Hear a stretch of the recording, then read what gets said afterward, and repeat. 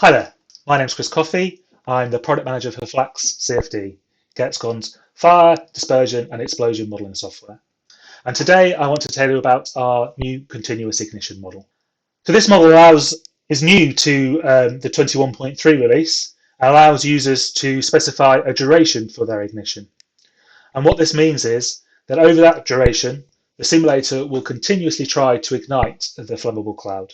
It's particularly useful for simulations where you're unsure about when and where your flammable cloud will be.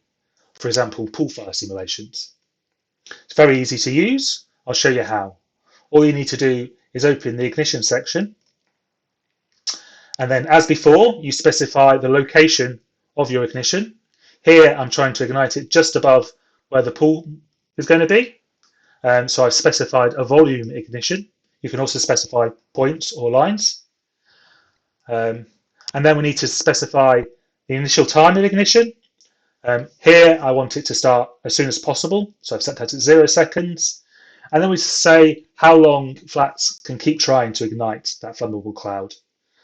So I'm going to set that at 10 seconds, say, as I'm fairly confident that enough of the vapor will have evaporated by that time that FLACS will be able to ignite. And that's it. You can then save your CS file, run it in the simulator, and you'll see that the pool fire is able to be ignited. So I hope you find that new feature as useful as we do. I'll be back soon with more. Thank you and goodbye.